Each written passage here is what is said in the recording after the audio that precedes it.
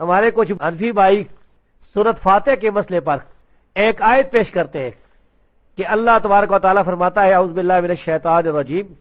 وَإِذَا قُرِئَ الْقُرْآنُ فَاسْتَمِعُوا لَهُ وَأَنصِتُوا لَعَلَّكُمْ تُرْحَمُونَ، اور جب قرآن کی قرات کی جائے،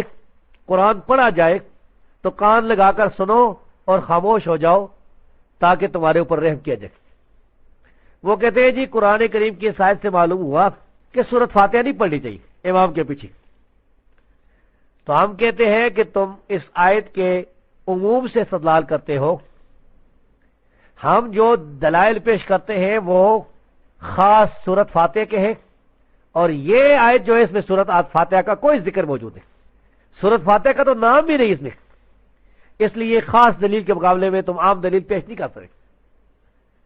اور قرآن کریم میں تو اللہ تبارک و تعالیٰ نے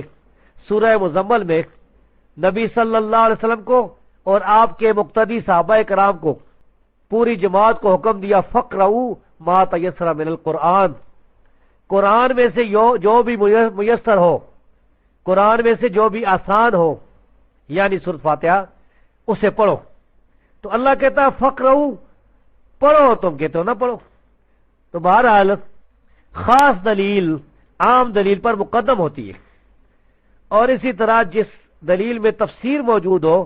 مفصل دلیل ہو، وہ مجمل دلیل پر مقدم ہوتی ہے۔